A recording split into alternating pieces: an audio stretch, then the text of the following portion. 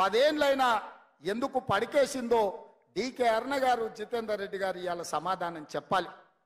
మీరు ఏ రకంగా 10 ఏళ్ళు ప్రధానమంత్రిగా ఉన్నా పాలమూరుకు ప్రత్యేకంగా నిధులు ఇవ్వలే, ప్రాజెక్టులు ఇవ్వలే, పరిశ్రమలు ఇవ్వలే, అభివృద్ధి అడుగంటి పోతే ఒక్కనాడు ప్రశ్నించలే.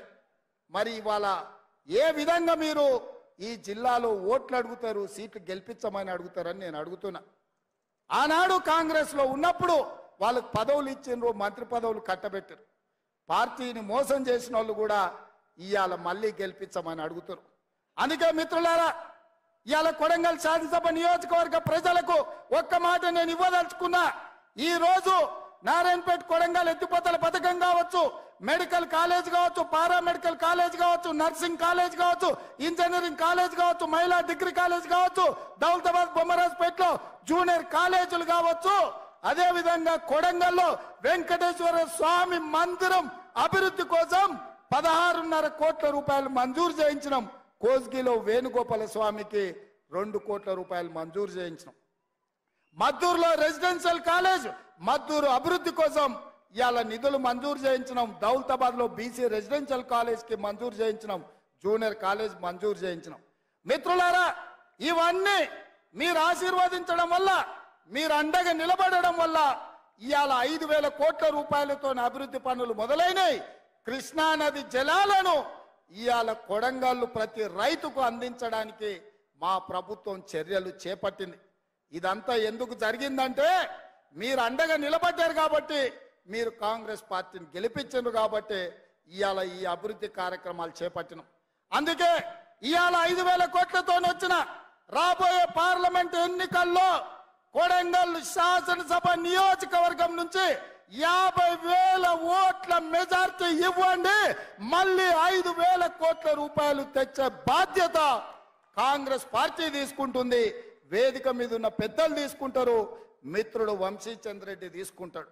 ఇవాళ వికారాబాద్ కృష్ణా రైల్వే లైన్ రావాలన్నా, కోస్గిలో సిమెంట్ ఫ్యాక్టరీ రావాలన్నా, పెద్ద ఎత్తున పరిశ్రమలు మన నియోజకవర్గానికి రావాలన్నా, ఇవాళ వేలాది మంది నిరుద్యోగ యువకులకు ఉద్యోగ ఉపాధి అవకాశాలు కొడంగల్లో కల్పించాలి అని అంటే రాబోయే పార్లమెంటు ఎన్నికల్లో 50,000 మెజార్టీ తగ్గొద్దు, ఆ పైన పెంచిస్తే మీ దయ, మీ అండ ఉండాలి అని చెప్పి ఈ వేదిక మీద నుంచి నేను కోరుకుంటున్నా. ఎందుకు గెలిచిన తర్వాత ముఖ్యమంత్రి అయినాక 60 రోజుల తర్వాత ఎందుకు వచ్చినా అంటే వేలాది కోట్ల రూపాయలు తీసుకొని వచ్చి మీ మధ్యలో ఈ సంతోషాన్ని పంచుకోవాలని, మీ సోదరుడుగా, మీ అన్నగా, మీ బిడ్డగా ఈ రాష్ట్రంలో ఎన్నో బాధ్యతలు నెరవేరుతూ తండాలలో, గూడాలలో, మారుమూల పల్లెల్లో ప్రతి పేదవాడి తలుపు తడుతూ, ప్రతి పేదవాడి గుండె చేరుతూ ఇవాళ కాంగ్రెస్ పార్టీని నడిపించాల్సిన బాధ్యత పిసిసి అధ్యక్షుడిగా, రాష్ట్ర ముఖ్యమంత్రిగా ఒక బరువైన బాధ్యత ఉన్నది.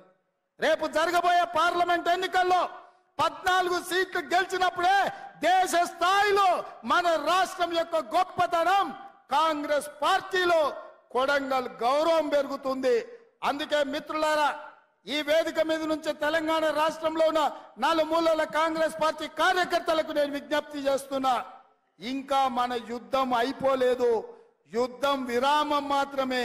రేపు పార్లమెంటు ఎన్నికల్లో 14 సీట్లు గెలిచినప్పుడే తెలంగాణ రాష్ట్రంలో కాంగ్రెస్ పార్టీ యుద్ధం గెలిచినట్టు.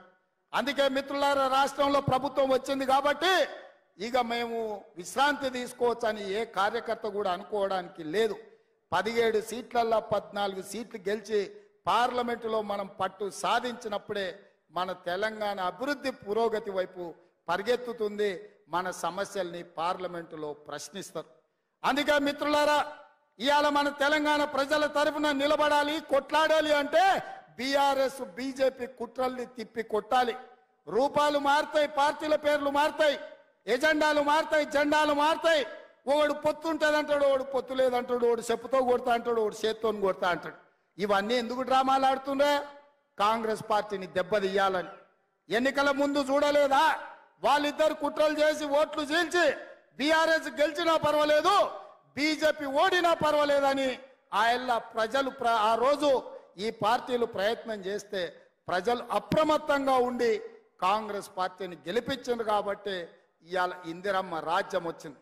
ఇందిరమ్మ రాజ్యం వచ్చింది కాబట్టి 6 గ్యారంటీలలో మీకు ఇచ్చిన మాట ప్రకారం ప్రమాణ స్వీకారం చేసిన 48 గంటల్లోనే ఆడబిడ్డలకు రాష్ట్రం నలుమూలల ఆర్టీసీ బస్సులో ఉచిత ప్రయాణాన్ని కల్పించినాం. ఈ రోజు 18 కోట్ల ఆడబిడ్డలు వివిధ ప్రాంతాలు పుణ్యక్షేత్రాలు తిరుగుతున్నారు. ఇవాళ సమ్మక్క సారలమ్మ జాతరలో వేలాది లక్షలాది మంది ఆడబిడ్డలు సమ్మక్కని సారలమ్మను దర్శించుకుంటారంటే వందలాది వేలాది బస్సులను ఆడబిడ్డలకు ఉచితంగా మన ప్రభుత్వం ఏర్పాటు చేసింది కాబట్టి ఇవాళ ఆడబిడ్డలందరూ కూడా దర్శనం చేసుకుంటున్నారు. ఇదే కాదు, ఆరోగ్యం బాగాలేక ఆసుపత్రికి వెళ్తే చచ్చి శవమై ఇంటికి వస్తున్న తెలంగాణ బిడ్డలకు రాజీవ్ ఆరోగ్యశ్రీ పేరు మీద 10 లక్షల రూపాయల బీమా పథకాన్ని అమలు చేసి ఇవాళ పేదలను ఆదుకునే ప్రయత్నం ప్రభుత్వం చేస్తున్నది. ఇదే కాదు, తొందరలోనే మా ఆడబిడ్డలు కట్టెలపై కష్టాలు తెచ్చి వాళ్ళ కన్నీళ్లు దూడవడానికి సోనియా మహిళ దీపం పథకం ఇచ్చింది. 400 రూపాయలకే సిలిండర్ వస్తే మోడీ కేడీ కలిసి 1200 రూపాయలు చేసారు సిలిండర్. అందుకే ఎన్నికలప్పుడు మాట ఇచ్చినాం, 500 రూపాయలకే ఆడబిడ్డలకు మీ ఇంటికి సిలిండర్ తెచ్చి ఇస్తామని చెప్పినాం.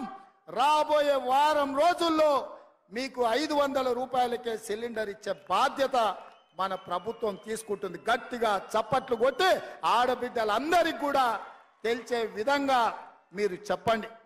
అదే విధంగా వ్యవసాయానికే ఉచిత కరెంటు కాదు, పేదవాడి ఇంటికి కూడా ఉచితంగా కరెంట్ ఇవ్వాలని, పేదవాడి కరెంటు బిల్లుతో కష్టాలు పడొద్దన్న ఆలోచనతోని 200 యూనిట్ల వరకు ప్రతి పేదవాడి ఇంటికి తెల్ల రేషన్ కార్డు ఉన్నవాడికి ఉచిత విద్యుత్తును ఇండ్లకు ఇవ్వాలని ఆనాడు మేము మాటిచ్చినాం.